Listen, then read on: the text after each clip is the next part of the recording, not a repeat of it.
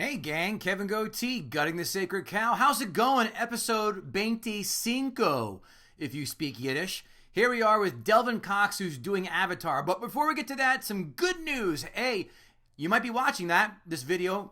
Whatever. What's wrong with me? Goddamn quarantine. Which means you're seeing us on YouTube. That's right. You can now see us on YouTube. Go to youtube.com, Gutting the Sacred Cow. We just put up episode 24 on YouTube, so you can see us there. And now, of course, 25.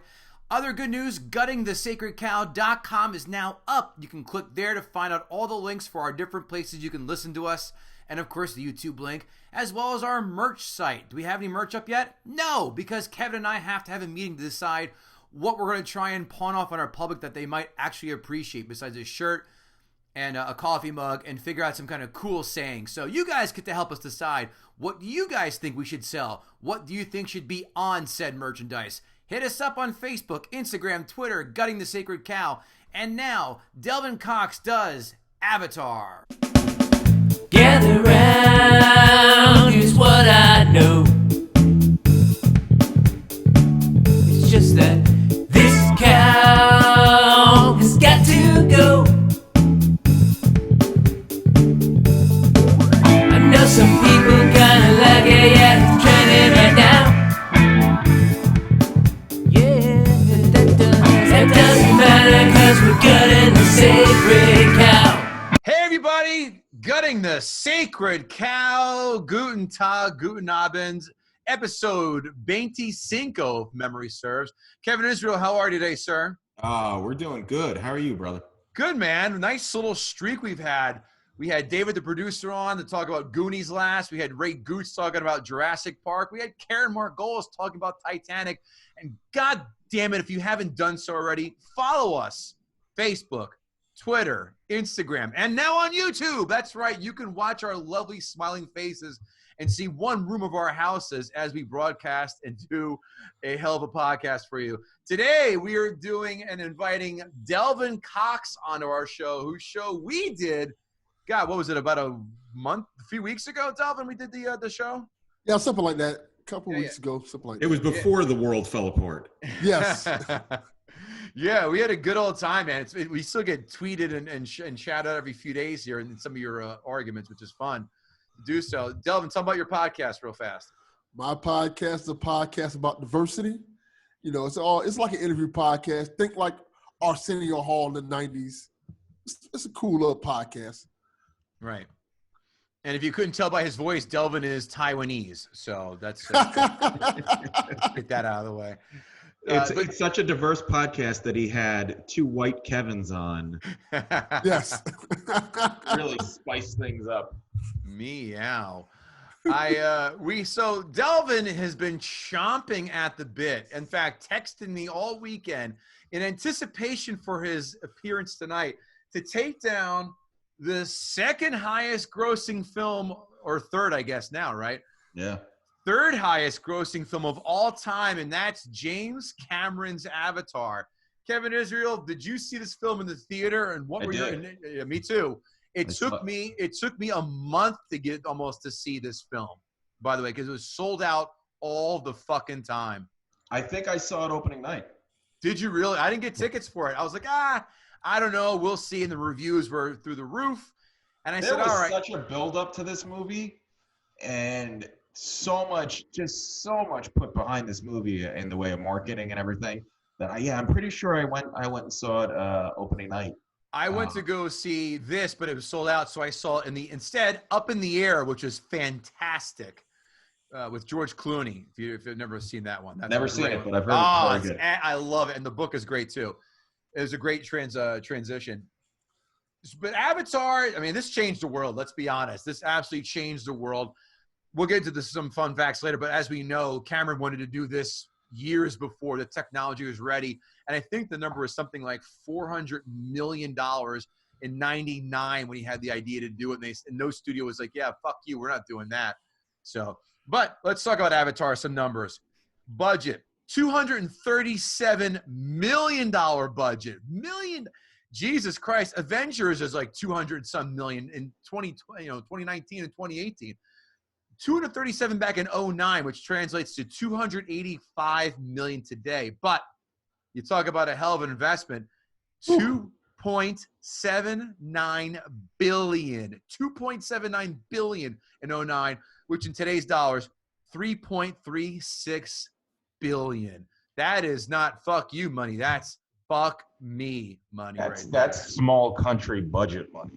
I mean, he has 2 of the 10 highest grossing films of all time that have probably made a combined, what, $6-7 billion? Easy $7 billion. Yeah, I mean, that's stupid. And then, of course, he's got Terminator 1 and 2 in there. He's got True Lies. I mean, we're talking easily, what, do you want to say $1 trillion? Close to $1 trillion? I don't know that it's $1 trillion, but it's definitely up there. The Abyss. I mean, he's got a whole treasure trove of films in there too. Kevin Israel, IMDb 1 to 10. You know the drill. Give me a number. IMDb, I'm going to say this was an 8.9. 7.8. Wow. Critics, Rotten Tomatoes. Hit me. 8.1. 82%. Oh, 82%. Oh, so I was at 81. Right. Very good. Audience score. 90. 82%. Wow. Huh. Ain't that some shit? Cameron's films have grossed $2 billion in North America, $6 billion worldwide, second and third highest grossing films of all time. He has the achievement of directing the first 2 of 5 films in history to gross over $2.2 billion, like I just said. Blah, blah, blah. All right, I'll look at that later when Delvin's getting into his stuff. All right, quotes. 0. There are 0 quotes in this film. There's not. The only thing quotable is every lame-ass drill sergeant cliche. Like, hell would have been a better R&R trip than this mission. They will shit you out dead. We're doing this high and tight and have me back home for dinner. Like every shitty Army Ranger cliche this film had. Quote-wise, 0. What about you, Kevin? The only quote that I thought had any significance was when he first goes into the avatar. He goes cool, or this is cool, or something. And he looked like, you have that feeling that he's like really amazed with what just happened to him. Right. And I was like, that's how somebody would respond. Like this, like, whoa.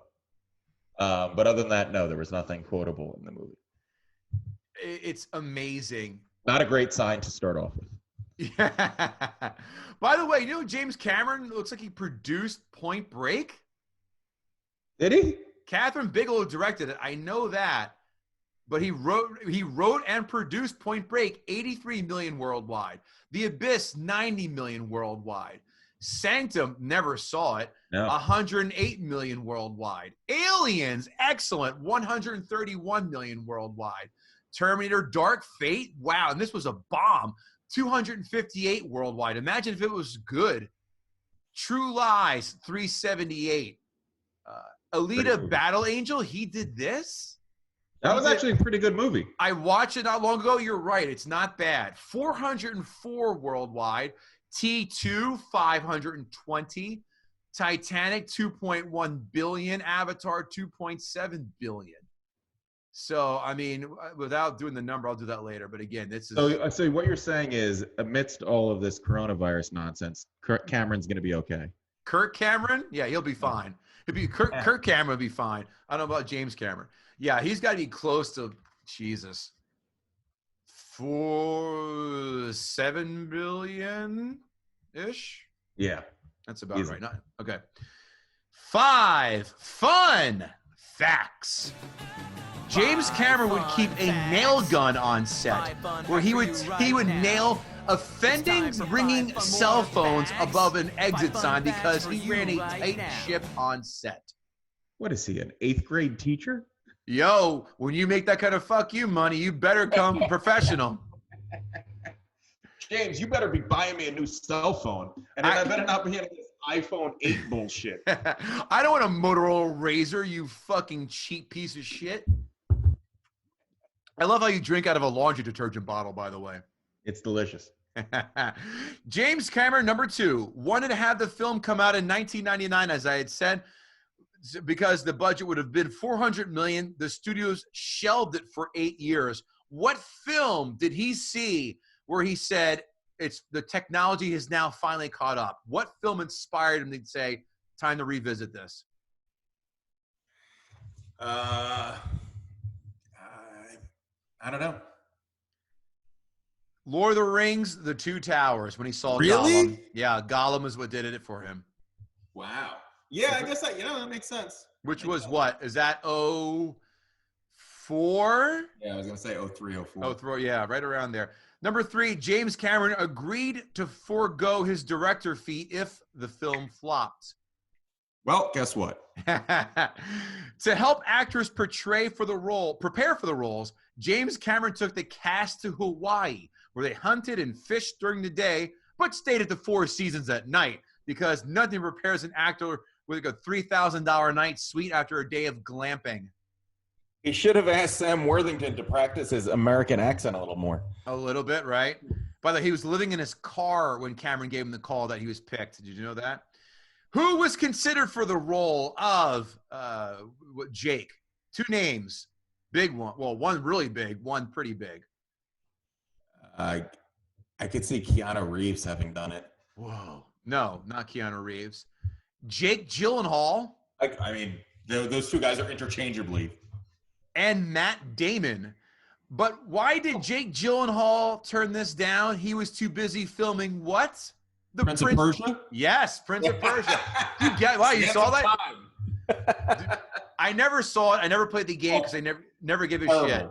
I heard, yeah, it's widely panned as a terrible. Yeah, it was his foray into being an action star. They were like, oh, you know, he's now can be the next action star. Yeah, and no. I mean, he kind of was. He became in Spider-Man. He got in Spider-Man that way, I guess. Oh yeah, that's true. That's true. He got with Source Code. He was in too. I guess. Yeah, that's it. All right. That was another highly underrated movie. I liked it. I saw it in the theater. I was bored. I said, what the fuck? I'll go see it. Not bad. Not bad at all. But now, more importantly, who cares what our fun facts have to say? Delvin COX, it is you who have chosen this film. Delvin COX, please, it is now your turn to gut the sacred cow. First and foremost, let me say that this movie is a piece of shit. It is a glorified fucking tech demo. The plot is stupid. This movie is fucking Soul Man, essentially. It's not good. You're saying Soul Man because it's a white man putting on blackface? Is that what you're alluding to? Essentially, yes. It's almost the same fucking plot where this white guy is trying to assimilate himself into black or Navi culture to kind of adapt to this culture and find out information on them. So you're saying this is a metaphor for Michael Rappaport's career? I was going to say, what's the lady name? Rachel Dolezal. Rachel, yeah, Dolezal, yeah. Rachel Dolezal, yeah. This is Rachel Dolezal, the movie.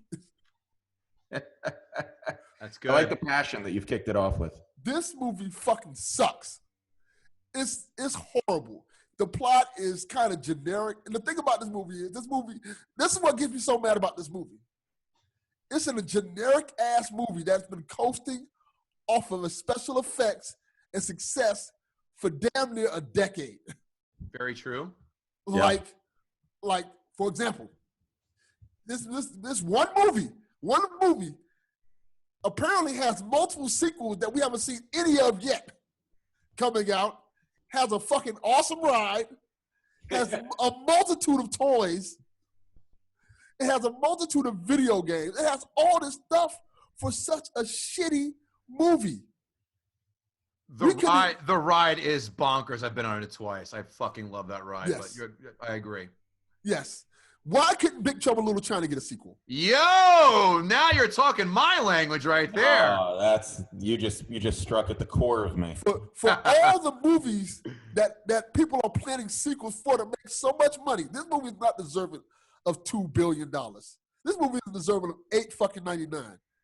I will say this, and I heard the episode about the Titanic. I will say, and this is going to be controversial, James Cameron's 2 highest grossing movies are his fucking worst. Boring as shit. Yeah. I don't see a problem with that. We just covered Titanic, and here we are. Both of those movies are boring as shit, and they are unentertaining. I'll give you a perfect example of this movie. In the beginning of the movie, okay, Jake Sully, Sam Worthington, who is poor man's Channing Tatum, right? He's apparently paralyzed from serving in war and shit like that, right? Right. But through the beginning half of the movie, his other fellow soldiers are mocking him for being handicapped and becoming basically a handicapped person. Meals on wheels. Like, what the fuck? You serve your country and you get injured in a line of duty. They're like, hey, fuck you, cripple. Like, what the fuck is going on? Yeah, Great point. the hazing in the VA must have been out of this fucking world, right? And then, okay, the guy offers him, hey, we're going to give you back your legs. And the first thing when he said is like, why y'all shouldn't give back your legs in the first place? He served and fought for this country. Why not help him first? If you go in and pretend to be this other race and get information on them because we want to fuck up their land just like we fucked up Earth. That's a great point. Right. I wonder on the rewatch, I wondered why when the company guys came to him and said, the pay's good, real good. I would have been like, well, give me my legs back and I'll go. Yeah. They didn't think about giving him his legs back or anything like that. Like, first you have to do this for us, then we'll give you your legs back. What the fuck is going on? Yeah, his negotiation skills were poor at best. Yes. To say the least. And then he gets to this, he finally becomes this 10-foot avatar and shit like that. And he has to readapt to this culture and stuff like nobody really thought like, hey, why didn't this fucking guy know a damn thing about our culture at all? Well, that was what's-her-face's argument, Sigourney Weaver's argument. Yeah, it's fucking baffling that he got so far. Okay, I'll put it like this. Imagine, Kevin, either one of you Kevins, we paint you black. Nope. And we put you in Compton. Nope. And say, survive 3 months in Compton. We're not going to tell you anything about black culture, music, or anything. How long do you think you'll last? Listen, I saw Die Hard 3. I know how that goes down. Listen, do I have a mean crossover and jump shot? Then I give myself 5 hours. That is very true.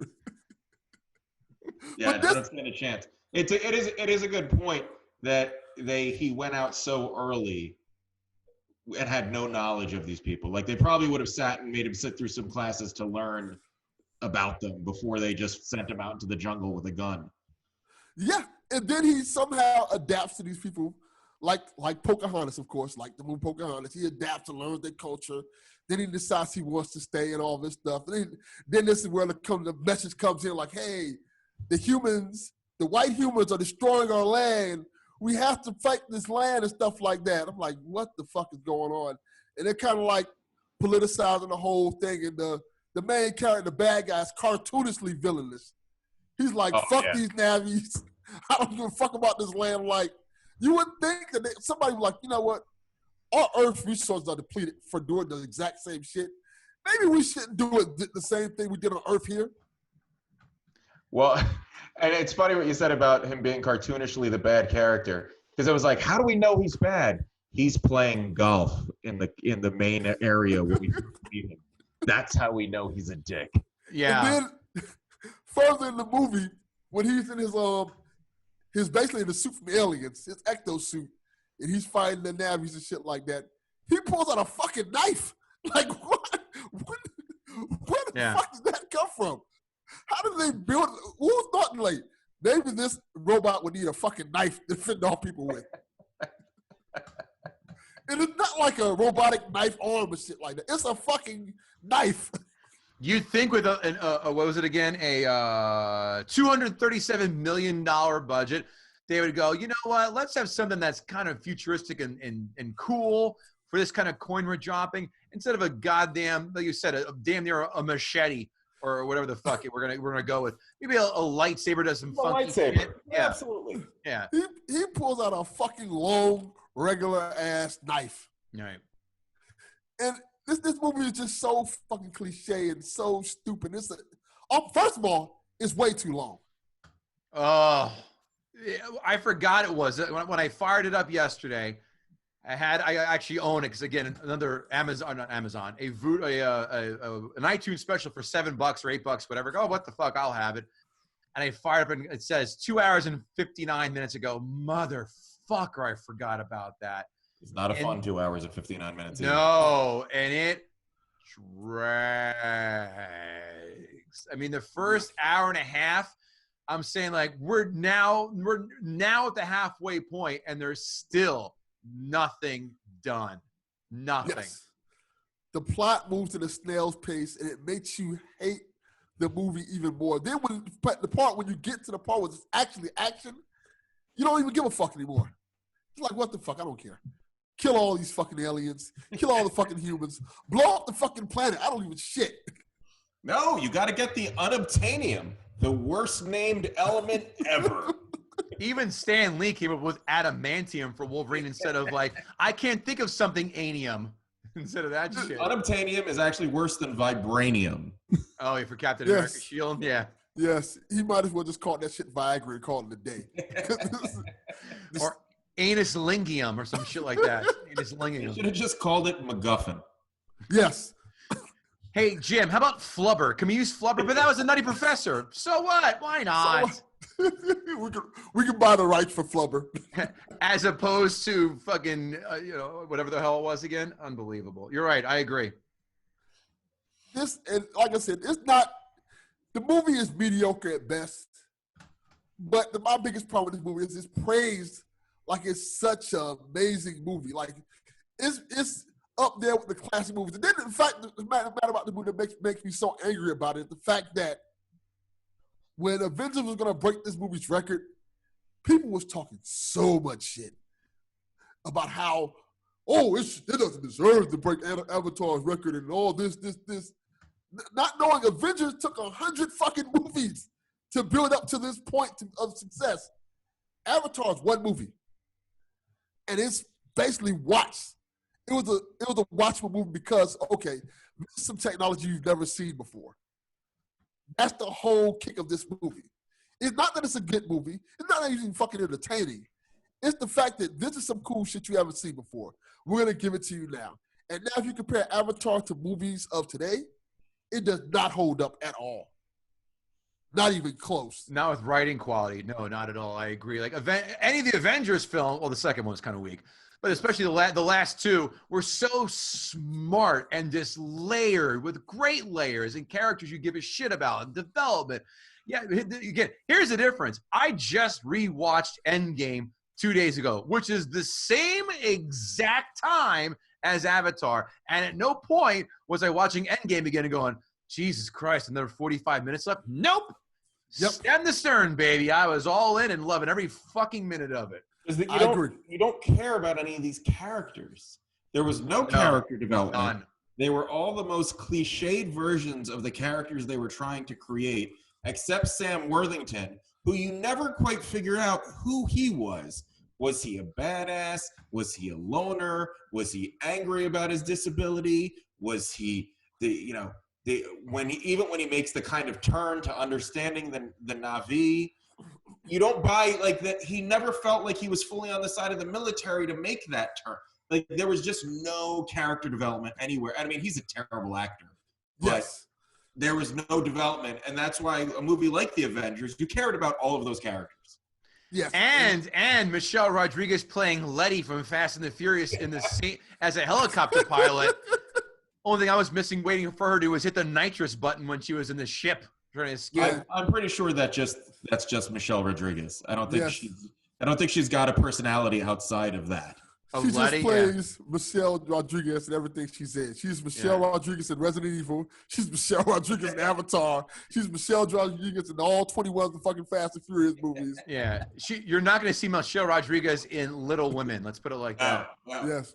Unless they remake it with all Hispanic women. Then still no, actually. Little Latinas. Pequeñitas, maybe. Cute. Continue, sir. But this movie is just awful. Sam Worthington, I have to say it, he is not a good actor. The best role. What has he been in since? He did this. He did Terminator Salvation. That was his best role Right. because he was a fucking Terminator, Right. a lifeless machine. That was the best thing he could possibly play. He is not good. I'm sure. Let's see what he's been in since. Avatar: Clash of the Titans. Oh, look at that. He's going to get a paycheck for Avatar too. He was in Wrath of the Titans, Man on the Ledge, Hacksaw Ridge. I don't remember him in that. Actually, that was a good film. Really good. If you've not seen that. He probably died before the credits. Last Night, Sabotage, Everest. I never saw that. Macbeth, Dreamland. That's coming out. The Debt. Never heard of it. Fractured. Never saw that. The Shack. Never saw that. A bunch of, besides Man on a Ledge and Hacksaw Ridge, a bunch of nothing. But he's in, by the way, Avatar 2, 2021. Avatar 3, 2023. Avatar 4, 2025. So Sam's going to be okay. None of those movies are coming out. They're going to just keep getting delayed forever and ever. I think 2020. I think the Avatar 2 is filming or filmed. No, it got delayed because of Corona. Oh, it did. They never started filming it. I think they did, and I think they did, and they had to stop. Yeah, that sounds about right. I don't believe that shit at all. I don't think they even have a script. They just said, "What do you want to do? We'll keep saying we're going to film this movie so people can have hope, and we'll just keep telling people that so that you keep buying shit.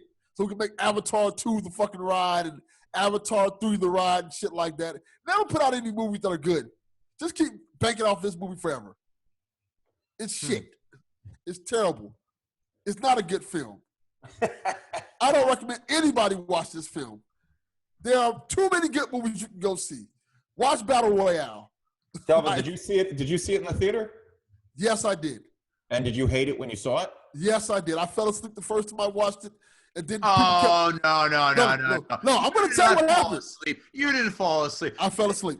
When people say this is boring, because that was actually one of the reviews written, you can't say this is boring in the sense of you're so visually stimulated. You can say the plot's garbage, and we're 100% with you. But you can't say it's boring or you fell asleep. Because this thing is fucking, dude, this film, this is like Sofia Vergara, Salma Hayek, or Halle Berry as in their prime. And they're naked. They are the quintessential Vegas 10. But this film is like they lay there like a dead fish. That is this film.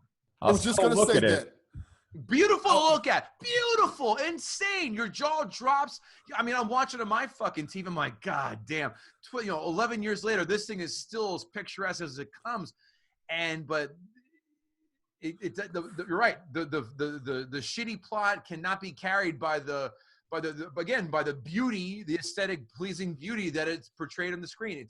You're 100%, but you can't say it's boring. You cannot say it was boring. No. Did you really fall asleep, Delvin? Yes, I had to watch it twice because I went. The person I went with, I fell asleep and watched it. They got pissed off at me, said we got to go see it again together. I had to go fucking watch this movie and stay awake. Who's they? Who's getting pissed off? You're falling asleep in the theater. My friend and my now ex-wife. I see.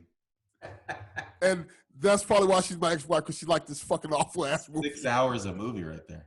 Yes. Well, he fell asleep, so maybe an hour or maybe 4.5. Yeah, that's true. That's true. This is my thing, and you're absolutely correct, Kevin. This movie is a hot chick, but it's a hot chick who can't fuck. That's exactly what I said. You're right. Yeah. And that's the whole thing about it. And it's the thing about this movie is once you fuck her once and realize she can't fuck, you may not want to fuck her twice. Avatar fooled me once. Avatar fooled me twice. God damn it! You would not fucking fool me again with this awful ass movie.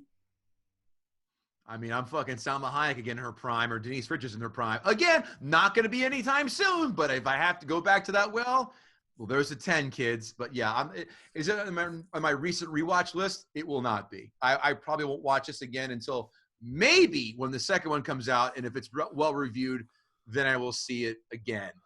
For the record, anticipation. Salma Hayek is still damn near her prime.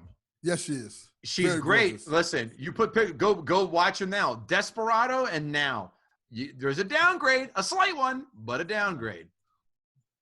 I will say. Continue. Anything else, Delvin, or is no? that it? That's it. I've rented enough. This movie's a piece of shit. Don't watch it. Fucking use it for a weed plate. Wow. Bold statement. What if you have a digital copy? Then what? Critics. Go ahead. I don't know what. If you have a digital copy, just fucking delete your digital copy off. Never think of it again. Digitally throw that shit in the trash. Fuck, I've got a $8. Yeah, it's staying.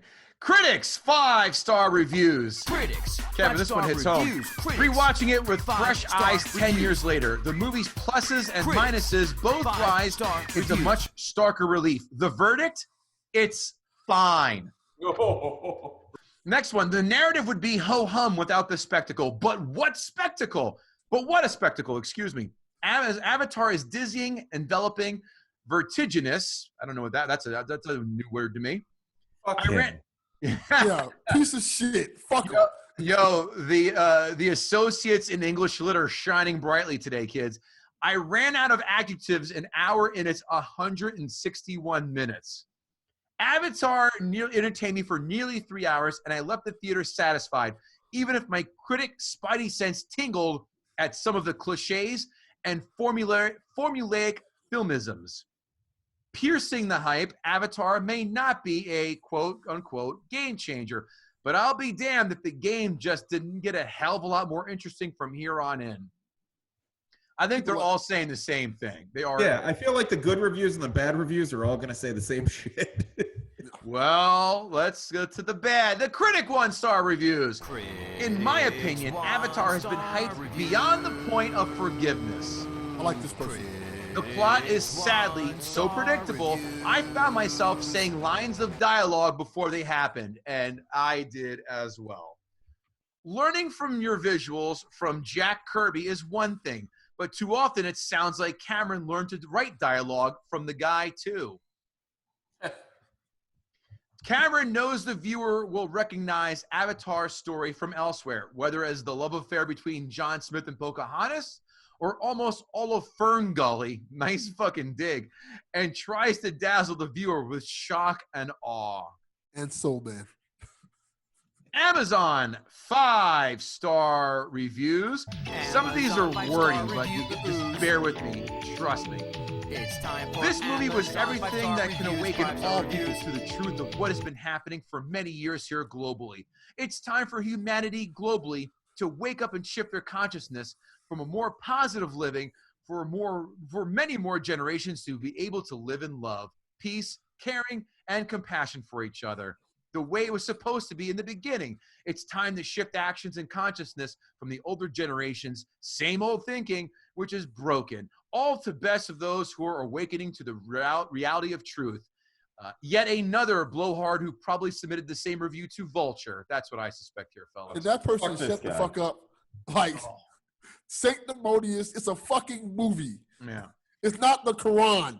Someone written by you never want to invite to a dinner party. Okay. Yes. Next one. I really love this movie. It was entertaining, fairly feminist, and provided a profound commentary on our relationship with nature and the inhumanity of the military-industrial complex. Disappointingly, it was another Hollywood film where the white guy comes in and saves the day for exploited people who can't do it themselves. But I mostly forgave that because the rest was so good. Signed, someone who we should exercise social distance with after the virus is over. What the fuck is fairly feminist? Yeah, because what's her face was of feminism. It was 60% feminist. I do not take anyone seriously who has a checklist of themes to hit during a film. Over and out. Fuck them. Yes. Next one. This is the best movie I have ever seen. Next to the classic, of course, Dirty Dancing. Wow. And I've never seen Dirty. That's hilarious. I've never seen Dirty Dancing, and don't plan on it. Never seen Dirty Dancing? Nope. No plan Wow. on it. Why would I? Same thing with Grease. I have no desire.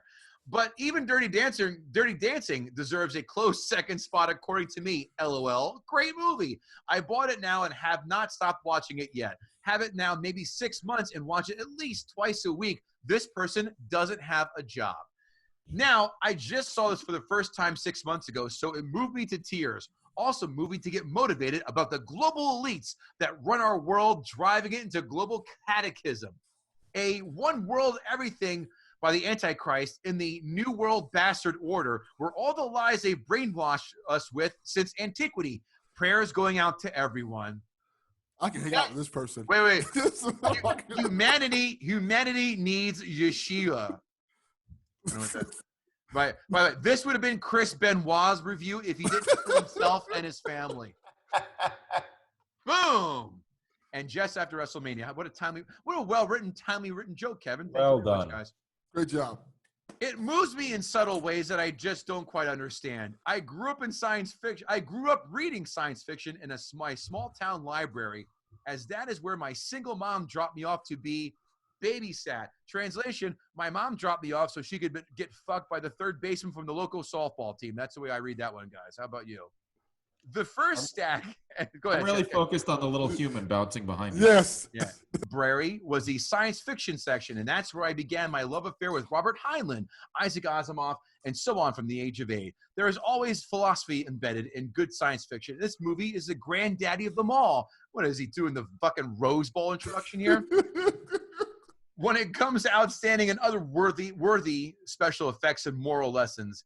But if you like that genre, you will not be disappointed. I have watched it half a dozen times and have been awestruck every time. Last one and my favorite.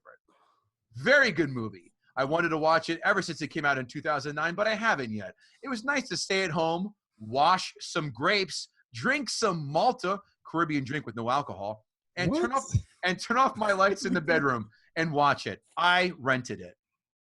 Wash some grapes? Yeah. Did they eat the grapes they washed? You know, I was sitting here wondering, is he not a grape washer? Like, maybe he washes his hands after he takes a shit. Maybe he doesn't. Maybe he washes his grapes before he eats them. Maybe he doesn't. You never know. This guy is fully staying in his house right now and afraid to leave. Maybe he picks his belly button and eats it. Maybe he doesn't. Amazon 1-star reviews. This movie, the open mic section, Delvin. This is our favorite. The movie is so full of esoteric messages that I regret ever watching it. And this guy, number 2, is right up your alley. Boring. That was one word he wrote. Boring. I like that guy. This guy, yeah, boring. One word. I'm like, I respect that. This has to be from a guy who's been banned from many Motel 6s for throwing TVs out of the window during a speed-induced occurrence. I think. Next one of the most overrated movies ever. No wonder people forgot about it so soon. This movie is just not for me. I bought it because my husband loves it. It does have some great graphics. She doesn't know what the fuck she's talking about. Graphics. It's a computer program, dum-dum. And lots of action. But as I stated, it was for my husband, who is a big fan. Something tells me... divorce that person immediately. No, something tells me that she's not a big fan of BJ's either. Or fun. Or mustache wax remover. You don't mean the membership club, do you? What's that? You don't mean the membership club, do you? No. This film contains too many bad words for my daughter. My oldest, I don't remember any. Well, a couple. Was there any bad words? Yeah, that's how jaded we are. They might have said shit a few times, but you know how these southern assholes are so tightly wound that if they hear the word shit, they now you can do your impression of. Oh my! Wait, my oldest saw this as a preschooler in the theater. Stop. I have a preschooler. No fucking way is she sitting through a 3-hour affair in the theater. And by the way, if you brought a preschooler to the theater, you should be shot and burned. Mm-hmm. Yes, I agree. My oldest saw this as a preschool in the theater, right? She loved it. Besides the difference in venue, I'd say that parents of school-age children should watch it first and then decide if the concepts, visuals, extreme characterizations of indigenous people, Marines, and corporate executives, and lessons about life, love, friendship, and personal responsibility are appropriate for your family. Because, you know, as a father myself, I want my pre-K child to have a proper opinion of the Marines and corporate executives. I don't know about you classless fucks, but it should be your priority. You know, this is definitely the person who asked for an itemized receipt at the diner at 3 a.m. Fuck that person. Again, I can see her now Knoxville, Tennessee, clutching the pearls, as you have aptly put. Kevin Israel, give me your notes. What do you have? So I saw this movie, like I said, at the theater. I believe it was opening night. Right. At the time, there was nothing visually that compared to this movie. No, not even close. I guess Lord of the Rings came close in spectacle, but the fact that it completely immersed you in a completely CGI universe. And they did, when they first showed the Avatar and it looked like Sam Worthington, I remember I was like, fuck, that's amazing. Sure. Because it really looked real. You know, for so long, it was so hard to put the CGI in the actual world. And as the viewers say, oh, yeah, I could see those two things existing. Perfect example was Ang Lee's Hulk. Okay. The Hulk looked so bad and so unrealistic that the movie was bad for many reasons. Terrible. But the Hulk just didn't look like that creature would have existed in the real world that they were trying to create. And here you had such realism and everything. I mean, they just moved in the way that everything was, and even, I mean, the whole world was CGI. Everything was CGI. So there was just nothing like that before. And visually, and like you said, we just got a new TV right before the whole world fell apart. And perfect timing. And well, perfect timing. And it's a 70-inch 4K. And watching this, I was just like, holy shit. Yeah. This still looks good. Like, it has not lost anything. Now, that's where, for me, the good kind of ends. This was a one-watch wonder for me. Because now we've seen so much better shit than this. So, but hold on, I don't know if I agree with that. I think this is still at least tied for whatever film example you can give me. You want to say Avengers? I would agree, but I would still say Avengers is not better, aesthetic wise. I'd still say this right now is still the king of the mountain, and it may share that top of the mountain with other films, but I don't think it's, like you said, it's not lost 1 mile in its fastball. That's fair, but there's not, once you've seen this movie and once you've been visually awed by it, right? There's nothing else there to make you say I want to go back and watch that again. And I agree. Through, like you said, it takes you an hour and a half to get to the really visually impressive shit, and by the time you get there, if you've already seen the movie, the payoff is just isn't worth it today. Back then, when I first saw that movie, I walked out of the movie feeling like I had a religious experience. Sure. I was like, I just saw something that we've never seen. I had a similar feeling to when I walked out of The Matrix. Oh, that was when you said the film that kind of really triggered it. I was going to say The Matrix has to be in that conversation without a doubt. And I walked out, I saw it in college and I walked out and I could not stop shutting up about it. I told my fraternity brothers, like, dude, you have to go see this fucking movie. It is a game changer. Same here. Script, everything, the whole package blew me away. And it's still amazing 21 years later. Oh yeah, Matrix still holds up. Mm-hmm. But Matrix is also a great movie. Excellent. Great story. It was completely original at the time. This, and the Fern Gully analogy is beaten to death, but it's 100% true. The movie almost follows beat for beat the Fern Gully plot and almost every other environmental plot. Soul Man. What's that? Soul Man. Yeah, Soul Man. Right. No, it's a great comparison too. And all of the characters are really, really one-dimensional and cliched.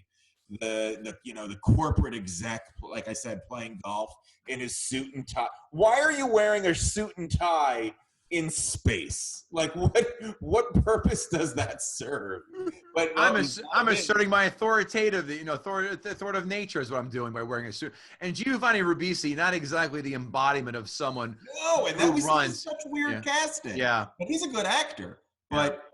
That was very strange acting. Playing a stockbroker, I'll buy it. Playing a corporate shill or VP, nope. No.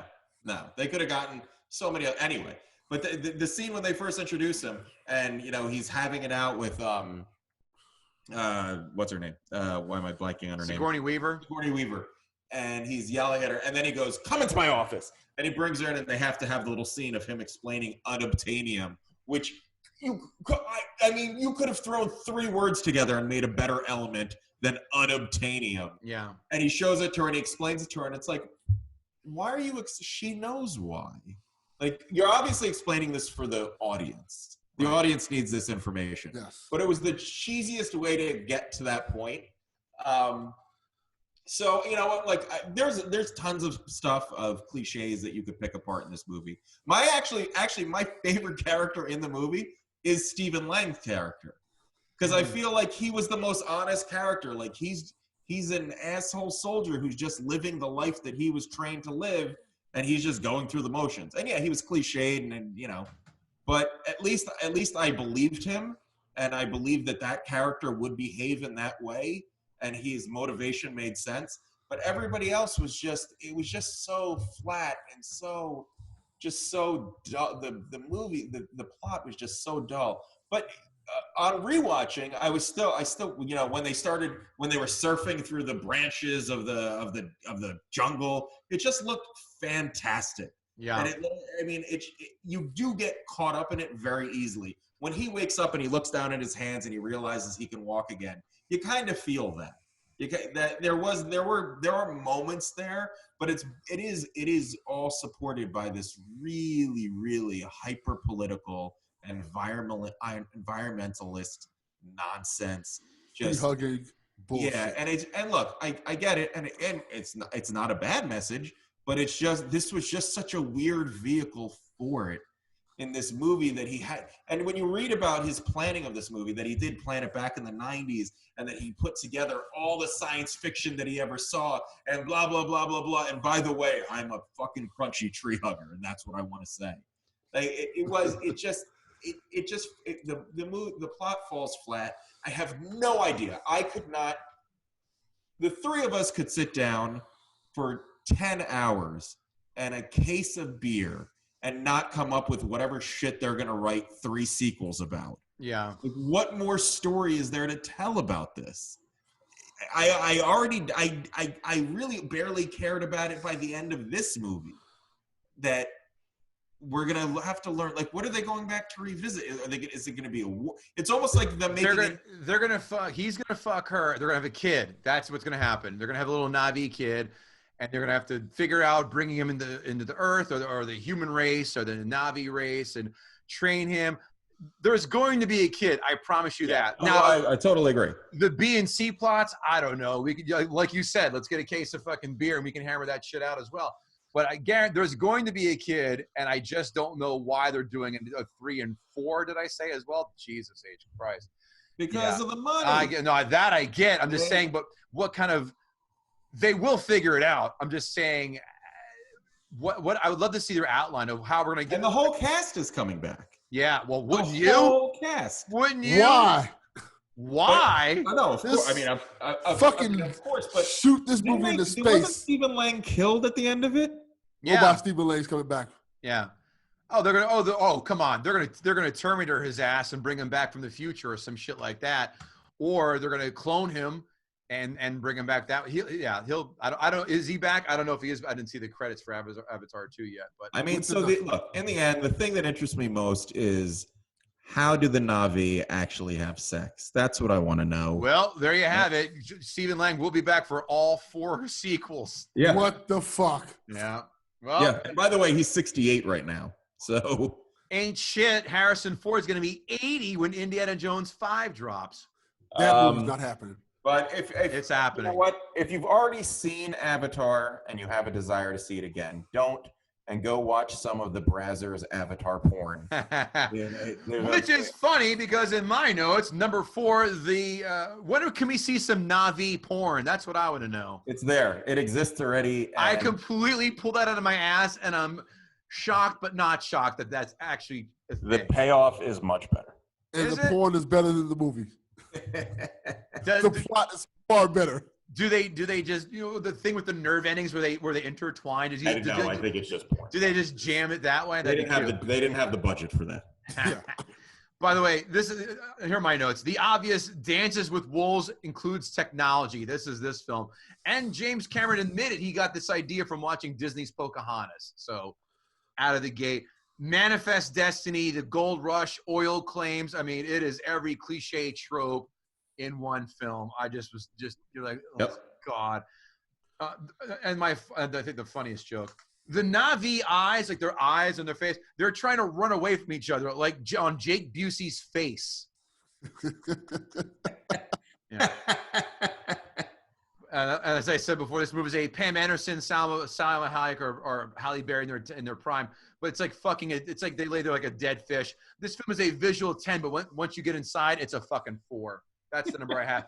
That's the number I have. It's a 4, and it's honest to God 3.5 for the visual, beautiful style effects you see there.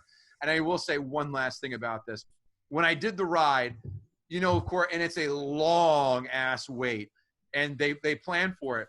But when you get inside to actually the labs and shit, you're not excited I'm sure you've been to other rides, the Star Wars rides. When you get to them, you see all the cool things. You see the chessboard in the Millennium Falcon. You see other things, other rides. The Simpsons rides, the Fast and the Furious ride, whatever, that sucked. But in other rides, you see memorabilia hanging up or things. You're like, oh, that's from that part. In the entire line of Avatar, not at one point was I like, oh, that's from the fucking scene where they blah, blah, blah. From there, because there's nothing about this film that's residual, that stands out besides the beauty. Can I tell you a scene? Maybe the part where he has to mate with the dragon and have the bond. I remember the part where he has to get on the orange dragon, the badass dragon. Where he fought, what's his face, the colonel. And then where he has to talk to Gamora. I've already forgot her name. Other than that, this film does not stand out anything wise. There's nothing single-handed that jumps out of my mind and go, that scene where oh my God, or were you going to quote it? Nope, not at all. No, I totally agree. It's no Pulp Fiction. What's that? It's no Pulp Fiction. I'll say that. You're goddamn right. It's no Pulp Fiction. Kevin Israel, what would you give this film in the old 1 to 10? You know what? I'll give it a 6. Wow. Just because of the visuals and my experience seeing it the first time. I think without the special effects, it's probably a 3 or a 4.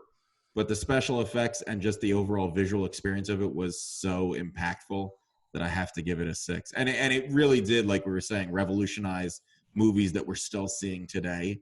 Right. I think it's an important movie in that Cameron was so hell-bent on making this fully CGI interactive experience, and he pulled it off flawlessly, visually.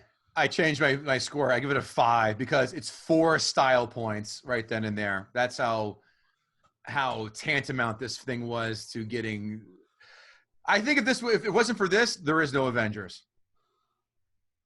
Yeah, it's possible. It's possible. You know what? I don't know that those movies rely on the CGI so heavily, but I think they rely on a lot of the technology that made the CGI characters interact with their universe. Right. Yes. And I think that really brought it around to a whole new level. Because even if you watch a lot of the Lord of the Rings, the special effects don't hold up quite as well anymore. Right. But this, like you said, it really still does. It's visually, especially on the HD TVs and the 4K TVs that we have now. It's an experience. I just wish it was a better movie. Yeah. Yeah. Will you see the sequel? Sequels. I'll probably wait till they're online or watch them on Netflix or whatever. I don't know if you can do that. A film of this magnitude, this screams you have to see it in a theater. You have to. I'll have to see the trailers. To me, going to see a movie now is such an ordeal, an undertaking. I hate dealing with people.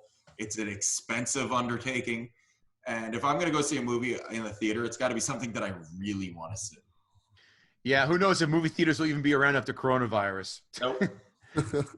I'll gladly. We'll go see that. We'll have to sit in pods. Hopefully those pods are soundproof because there's nothing worse than going there and hearing people fucking yapping away with stupidity coming out of their mouths. Yuck. Delvin COX. That's a running back for the Vikings. What the fuck am I saying? Delvin COX. Give me a number 1 to 10. 3. Wow. And I'm being generous. I mean, I know you hated it, but even with style points, it's still only a 3. I'll give it 1 style point. Bring up to 4. I fucking hate this movie. I respect your commitment. I do too. Delvin Cox, where can we find you? Shout us out. You can find me on Twitter at Delvin_Cox, and you can check out the Delvin Cox Experience anywhere you get podcasts. Kevin Israel. KevinIsrael.com. Don't bother with my calendar. Everything was canceled. Yeah. I will tell you when I'm performing again. It might be that show that you. What are we on? Aren't we on a show at some point together? Yeah, July 31st. That might be my first show back. Yeah, we'll be rusty as all hell. You can get my album, The Struggle Is Real, on iTunes and everywhere else. KevinGootee.com. It's too early to make NFL picks and bets, and I'm not seeing there aren't any new films being released, really, so I can't write about that. But if you want to just go on there for some good old general hilarity, by all means. Kevin Gootee on Facebook, Instagram, Twitter, but more importantly, Gutting the Sacred Cow, Facebook, Instagram, Twitter, and now YouTube. That's right. We're on YouTube, so you can see all of our smiling faces and watch Kevin drink out of a Tide container as well. That's always fun. And if you're looking to advertise, please do so. Guttingthesacredcow at hotmail.com. Hit us up. We'd love to help you expand your business or service. And anything else we have to promote, or that's You it? left out one thing again, Kev. No, that's right. Delvin Cox. Again. Jesus Christ, it's our fucking Did title. Delvin gut the sacred cow? I don't know. I'm gonna say no. Damn it! I don't think you did. I don't think you did. And again, on rewatch, this wasn't a movie that I think held up to what my first experience, but the importance of the visual aspect of this movie, you can't take it away. And then the numbers, just pure numbers. This movie was a juggernaut. The It numbers still don't matter. is. What's that? The numbers don't matter. This movie fucking sucks. They do matter if you're sitting in an office in Hollywood. They more than fucking matter. But yeah, James Cameron's he's still gonna go down as one of the greatest directors of our time. Just like you said, his top two films were ones that were not good. Yeah. Delvin Cox, it's been a pleasure and a treat. Thank you for having us on your podcast a few weeks ago, but thank you for joining us today and taking down Avatar. Kevin Israel, Kevin Gootee, Delvin Cox, thank you so much, guys. We'll see you later. Take care. Peace.